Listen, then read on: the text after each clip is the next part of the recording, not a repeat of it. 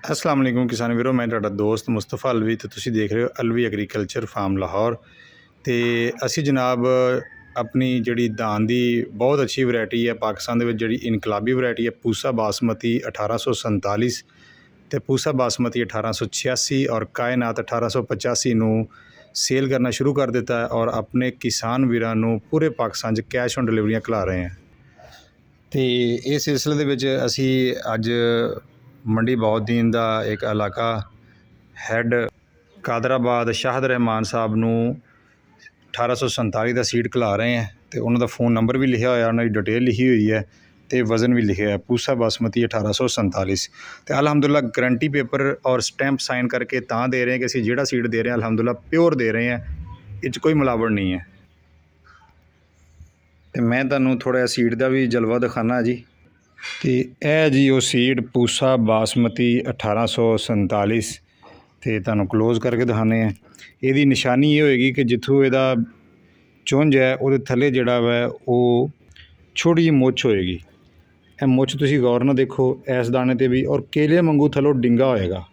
ਅਤੇ ਤੁਹਾਨੂੰ ਪਹਿਚਾਣ ਕਰਾਉਂਦੇ ਚਲੀਏ ਜੀ, ਪੂਸਾ ਬਾਸਮਤੀ 1847 ਦੀ ਪਹਿਚਾਣ ਇਹ ਹੈ ਕਿ ਇਹ ਤੁਸੀਂ ਦਾਣੇ ਵੇਖੋ, ਅਲਹਮਦੁਲਿਲਾ 6 ਦਾਣੇ ਹੈ ਝੋਨੇ ਦੇ। ਅਤੇ ਇਹਦੇ ਜਿਹੜੇ ਕੰਨ ਹੋਣਗੇ, 2 ਸਾਈਡਾਂ 'ਤੇ ਕੰਨ ਹੋਣਗੇ, ਥੱਲੇ ਇਹਦੀ ਮੁੱਛ ਹੋਏਗੀ। ਮੁੱਛਾਂ ਟੁੱਟ ਵੀ ਜਾਂਦੀਆਂ ਵਾ ਲੇਕਿਨ ਸਾਰੀਆਂ ਨਹੀਂ ਟੁੱਟਦੀਆਂ ਹੁੰਦੀਆਂ। ਬੰਦਾ ਇੱਕ ਮੋੜ 'ਚ ਹੁਣ ਫੜੇ ਅਤੇ ਉਦੋਂ ਮੁੱਛਾਂ ਹੀ ਸਾਰੀਆਂ 2.5 ਹੋਣ ਤਾਂ ਉਹ ਤਾਂ ਕੋਈ ਗੱਲ ਨਹੀਂ, ਇਹਨੂੰ ਮੁੱਛਾਂ ਲਾਜ਼ਮੀ ਹੋਣਗੀਆਂ। ਔਰ ਇਹਦੀ ਸਭ ਤੋਂ ਵੱਡੀ ਨਿਸ਼ਾਨੀ ਹੈ, ਉੱਤੋਂ ਵੇਖੋ ਤੁਸੀਂ 2 ਕੰਨ ਹੈ ਔਰ ਕੇਲੇ ਵਾਂਗੂ ਡਿੰਗਾ ਹੋ ਰਿਹਾ ਵਾ ਜਾ ਕੇ, ਔਰ ਥੱਲੇ ਮੁੱਛ ਹੈ। ਇਹ ਵੇਖੋ ਨਾ, ਥੱਲੇ ਆ ਮੁੱਛ ਹੈਗੀ ਹੈ, ਠੀਕ ਹੈ, ਔਰ ਕੇਲੇ ਵਾਂਗੂ ਕਰਵ ਖਾ ਰਿਹਾ ਵਾ। ਅਤੇ 3 ਨਿਸ਼ਾਨੀਆਂ ਤੁਹਾਡੇ ਸਾਹਮਣੇ ਹੈ ਅਤੇ 2 ਕੰਨ ਉੱਤੇ ਹੋਣਗੇ, ਇਹਨੂੰ ਮੈਂ ਕੰਨ ਕਹਿੰਦੇ ਆ ਜਿਹੜੇ ਕੰਨ ਉੱਤੇ, ਠੀਕ ਹੈ। ਇਹ 2 ਕੰਨ ਹੈ, ਕਰਵ ਹੋਏਗਾ ਔਰ ਥੱਲੇ ਆ ਮੁੱਛਾਂ ਹੋਣਗੀਆਂ, ਭਾਵੇਂ ਛੋਟੀਆਂ ਹੋਣ ਮੁੱਛਾਂ ਲਾਜ਼ਮੀ ਹੋਣਗੀਆਂ, ਠੀਕ ਹੈ। ਚੌਥੀ ਨਿਸ਼ਾਨੀ, ਦਾਣਾ ਅੰਦਰੋਂ ਕੱਢੋਗੇ ਅਤੇ ਹਲਕਾ ਬਰਾਊਨ ਹੋਏਗਾ, ਚਿੱਟਾ ਨਹੀਂ ਹੋਏਗਾ। ਇਹ ਹੋ ਹੀ ਨਹੀਂ ਸਕਦਾ ਕਿ ਇਹਦਾ ਦਾਣਾ ਚਿੱਟਾ ਹੋ ਜੇ, ਠੀਕ ਹੈ, ਹਲਕਾ ਬਰਾਊਨ ਹੋਏਗਾ। ਅਤੇ ਇਹ ਇਹਦੀਆਂ 4 ਨਿਸ਼ਾਨੀਆਂ। ਬਾਕੀ ਫਸਲ ਲੱਗੇ ਦੀ ਨਿਸ਼ਾਨੀ ਇਹ ਹੈਗੀ ਹੈ, ਇਹਦੀ ਮੁੰਜਰ ਜਿਹੜੀ ਹੈ, ਪੱਤਾ ਇਹਦਾ ਚੌੜਾ ਵਾ, BLB ਬਿਮਾਰੀ ਇਹਨੂੰ ਆਉਂਦੀ ਨਹੀਂ ਹੈ, ਕਿਸੇ ਕਿਸਮ ਦਾ ਝੰਡਾ ਰੋਗ ਨਹੀਂ ਆਉਂਦਾ।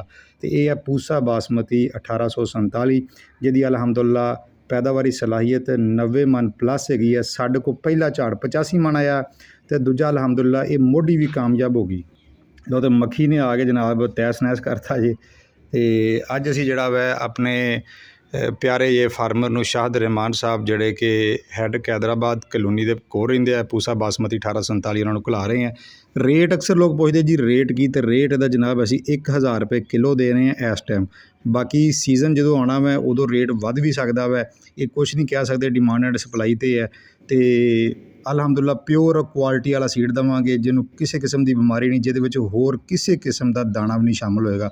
ਅਸੀਂ ਖੇਤ ਨੂੰ ਅੱਛੀ ਤਰ੍ਹਾਂ ਪਹਿਲੇ ਸਾਫ਼ ਕੀਤਾ, ਕੋਈ ਨਜਾਇਜ਼ ਪੌਦੇ ਸੀ ਤਾਂ ਉਹਨਾਂ ਨੂੰ ਕੱਢਿਆ ਵਿੱਚੋਂ, ਅਤੇ ਲਿਹਾਜ਼ਾ ਪੂਰੇ ਪਾਕਿਸਤਾਨ 'ਚ ਕੈਸ਼ ਔਨ ਡਿਲੀਵਰੀ ਦੀ ਸਹੂਲਤ ਮੌਜੂਦ ਹੈ with guarantee paper. Alvi agriculture farm ਦਾ ਨਾਲ ਲੱਗੇਗਾ, ਸਟੈਂਪ ਸਾਈਨ ਹੋਏਗੀ, ਤੁਸੀਂ ਜਿੰਨਾ ਕਹੋਗੇ ਬੀਜ ਤੁਹਾਨੂੰ ਮਿਲ ਜਾਏਗਾ।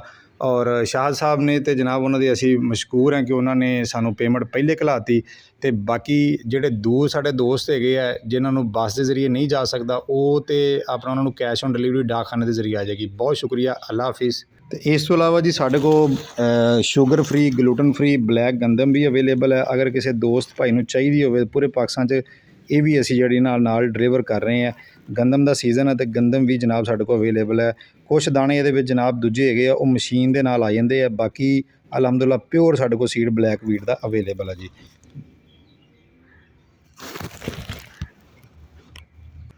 ਅਤੇ ਸੀਡ ਦੀ ਨਿਸ਼ਾਨੀ ਤੁਸੀਂ ਵੇਖ ਲਈ ਹੈ, ਅਤੇ ਮੇਰਾ ਨਹੀਂ ਖਿਆਲ ਕਿ ਤੁਸੀਂ ਇਹ ਵੀਡੀਓ ਵੇਖਣ ਤੋਂ ਬਾਅਦ ਧੋਖਾ ਖਾਓਗੇ। ਪੂਸਾ ਬਾਸਮਤੀ 1847 ਜਿਹੜੀ ਕਿ ਇਨਕਲਾਬੀ ਵੈਰਾਈਟੀ ਹੈ, ਜਿਹਦੀ ਮੁੱਢੀ ਵੀ ਕਾਮਯਾਬ ਹੈ ਔਰ ਇਹਨੂੰ ਅਗੇਤੀ ਵੀ ਲਗਾ ਸਕਦੇ ਜੀ। ਲੇਕਿਨ ਜਿਹੜੀ ਯੂਨੀਵਰਸਿਟੀ, ਲੁਧਿਆਣਾ ਯੂਨੀਵਰਸਿਟੀ, ਪੂਸਾ ਬਾਸਮਤੀ ਵਾਲੇ ਕਹਿੰਦੇ ਆ ਕਿ ਜਨਾਬ ਇਹਨੂੰ ਤੁਸੀਂ ਜੂਨ ਦੀ 15 ਨੂੰ ਇਹਦੀ ਪਨੀਰੀ ਕਾਸ਼ਤ ਕਰੋ ਔਰ ਜੁਲਾਈ ਦੇ ਮਹੀਨੇ ਇਹਨੂੰ ਸ਼ਿਫਟ ਕਰ ਦੇਵੋ।